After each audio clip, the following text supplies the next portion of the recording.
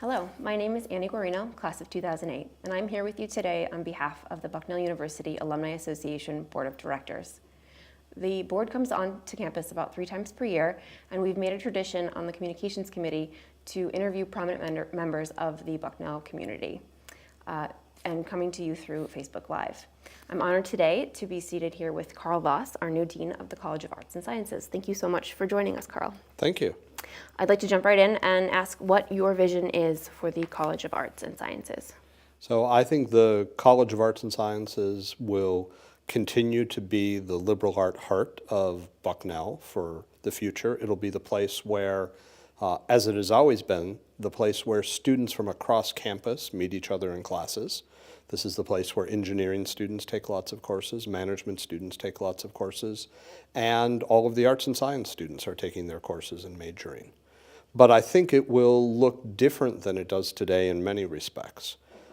I think we will be much more connected to the world, and whether that's happening through study abroad, whether that's happening through community involvement, whether that's happening through the curriculum that we provide, we're going to be much more integrated with the world, with the issues that are present in the world, and that's going to really shape and define us. We are also not only going to be better connected to the world, I think our student body will be a reflection of the nation and the world in many respects. We have an increasing number of international students. Our student body will be increasingly diverse and draw from new parts of the United States and new parts of even the Mid-Atlantic and the Northeast that we haven't traditionally drawn upon. And that will change who we are in some ways. That will help Bucknell evolve and grow. It will drive us forward. We'll also be connected to the world through technology. The technology that is being developed in the world is going to come here. Our students are going to come expecting it. We are about to receive a generation of students who only know a world with smartphones. They do not know a world before smartphones. And they will expect that a lot of what we do will be delivered through technological means, and we will need to adapt to that. Faculty are here for a long time, and we need to equip those faculty to deal with those students as we're going to see them. The other thing that I think is going to change dramatically is the shape of our curriculum and the shape and structure of the academic departments in arts and sciences. We're going to see more and more interdisciplinary work. Almost all of the new curricular growth that we see is in interdisciplinary directions. Students are going to want that. I think faculty are going to be excited by it. But it means that we won't be as focused on our traditional majors and traditional departments, that those will blend and morph into new things as we go along. And so I think my job as dean is to prepare the college for all those changes, to help the college adapt to that new world, and to continue the strong tradition of education that we already have here, but in a new way and with a new identity in many respects. Great, thank you. So you have been a professor here for nearly 20 years. How do you feel that your tenure here will make you a better or worse, or how will it affect how you are a dean? So having been a faculty member here is a huge advantage in being a dean. I work regularly with students and with faculty, and having been here for so long and taught courses here for so long, it gives me a certain level of credibility, right? Faculty look at me and they say, okay, you know what it's like, you've taught here. Students look at me and say, okay, you were a faculty member here, you know what's happening in the classroom. And so that gives me a lot of credibility. It's also the case that arts and science is the largest college on campus. It is, in some respects, the most complicated college on campus. It's the most diverse. And having been here so long, it means that I know lots of people and I know a lot about the college. And so I'm able to hit the ground running. I don't have to spend a year or more learning about who's who and how things work. I already know a lot of those things. And so it gives me a huge advantage that I can pick up the reins right where we are today. And I don't have to spend time learning all of those things. I think there's another way in which my experience here is very important. It brings me a keen appreciation for what we do here at Bucknell. I've been part of it. I grew up as a faculty member here. And I'm very proud of what we do. And really my goal in being dean is to make sure that we extend to the next generation of students the same kinds of opportunities that I wanted to bring to students when I came here as a faculty member. Great. So, as a mathematician, you've said that you really enjoy solving problems. What do you believe are the biggest challenges you'll face as the Dean of the College of Arts and Sciences? So I think our biggest challenge is access. And by that, I really mean two different things. One of which has to do with me as dean very precisely, and one of which has to do with the university much more broadly. We offer a tremendous variety of educational opportunities here. Students can do lots of different things in the classroom, out of the classroom, off campus, on stage, in laboratories, out in the field. And the variety of things here is amazing. We want to make that available to the future group of students who are going to be coming and facing us as we move forward here. The access issue is really twofold. One is financial. Do we have enough resources to make sure that we can open our doors to bright students from all over the country, from all sorts of different backgrounds? So that's the first kind of access issue. But the second kind of access issue is one that really is my responsibility very properly as dean. Are our faculty prepared to educate that new generation of students? Many of them are going to be first-generation students. Many of them are not going to have experience or knowledge of the kind of institution we are. Many of them won't come from the Mid-Atlantic or the Northeast. And they're going to have a different kind of preparation and a different background. And are we ready for that? Are we ready to educate those students and bring all the wonderful things that we do to that new generation? That's going to take a lot of work. That's going to take a lot of time. I think faculty are deeply committed to this, even if we don't all know exactly what it means yet to be ready for that new generation. So we have to be ready to get the students in the door. That's the financial part. And once they're here, we have to be in a position to help them succeed. And without both of those, we aren't succeeding as an institution. We aren't living up to our full possibility. I would agree. So alternatively, what would you say is your greatest professional success to date?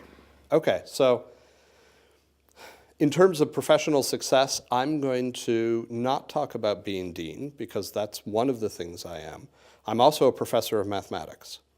And I recently had the opportunity to do something as a mathematician that I didn't think I would ever get to do, which is be the author of a book. I am newly published. It is the first book I have ever written. I've written articles before, which is the standard in mathematics. But here I've written a book. It's called Finding Ellipses. I won't take you through the technical details, not in this talk, but I will tell you just a little tidbit about it. It's really a book about three different languages. Three different mathematical languages, which normally you would think of as having nothing to do with each other. And we have a host of problems that we can describe in these three languages. Maybe we have a problem in the first language, well, we can translate it to the second one, where we might be able to solve it. And then we can take the solution and bring it back to the first language. And so we play a game where we move back and forth between these three languages and try to understand what these very intriguing geometrical mathematical problems mean. It's a book that's aimed for advanced undergraduates or graduate students or researchers in the area. It was a lot of fun to write. I had a great time working with my co-authors, and it was a great contrast to the administrative work that I normally get to do. So when the administrative work becomes maybe less interesting or I need a break, I can turn to the mathematical work, which is the first love that I had in life professionally. And when I get stuck mathematically, I can set that down and go back and do some of the more administrative things that are my responsibility as dean. So at a personal level, that's been one of my greatest accomplishments. And the book looks beautiful. Fabulous. So what would be your advice to a prospective student of the College of Arts and Sciences? So I usually share with prospective students what I've learned from alumni. And I never have alumni come back and tell me, you know, I took too many classes. Nobody ever says that. Or, I took classes in subjects I shouldn't have taken classes in, right? I try to tell students that this is the one and only time in their life when somebody will come to them and say, here are hundreds of different classes to choose from in dozens and dozens of different subjects. What's interesting? Study it for a semester, learn something about it. Nobody's ever going to give you that opportunity again in life, whether you work for an organization or an institute or a company or the government, whether you go to graduate school, you're not going to have that liberty and freedom later in life. So I encourage students to be broad in their choices, to explore things. I never have alumni of the university say to me, I wish I didn't join that club. Usually what they tell me is, you know, I wish I'd tried something else while I was there, and something new, something different, right? And explored the opportunities that were there, because it's so much easier to see later in life that this is a special 4 years, right? This is not the array of opportunities you're going to have later on. Make the most of it. Try things, right?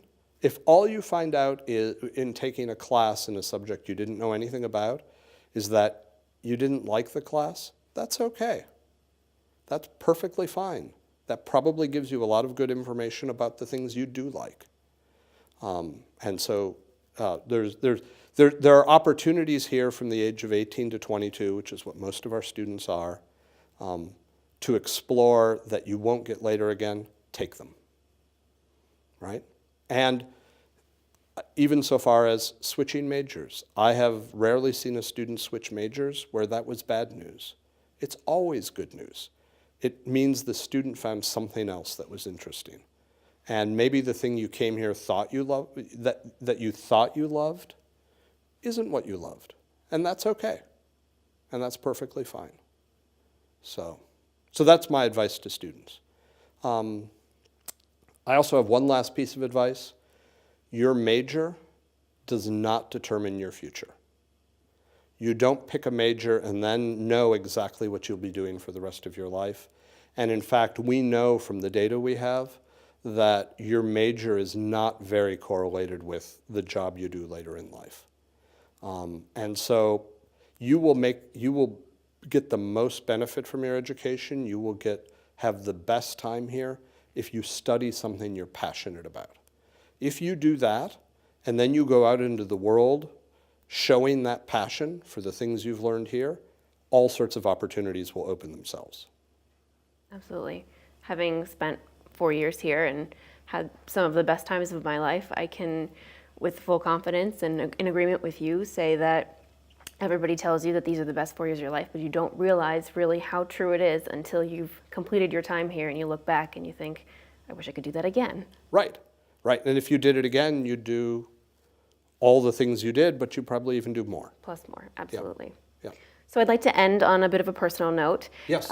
We've heard a lot about your professional experience Yes. here at Bucknell. Tell us a little bit about yourself outside of academia. What is your favorite hobby? Sure. So something that probably a lot of people don't know, and that you might not guess, I love to cook.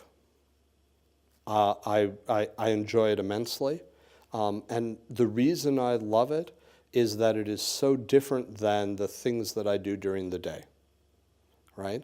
It's usually just me. My day is filled with interactions with all sorts of other people, so this is a chance for me to take a break from interacting with others for a little bit. And it doesn't involve any numbers. It doesn't involve mathematics. You can already probably start to guess what kind of a cook I am. I'm not measuring things. I'm mixing them as we go and seeing how it tastes. And it really gives me a chance to do something else and then to share that with other people and see an appreciation of my cooking is very different than the kind of interactions that I have during the day. And I really enjoy that contrast. Great. Well, thank you so much for your time. Thank you. And for sharing with us. And we'll hopefully see you around campus.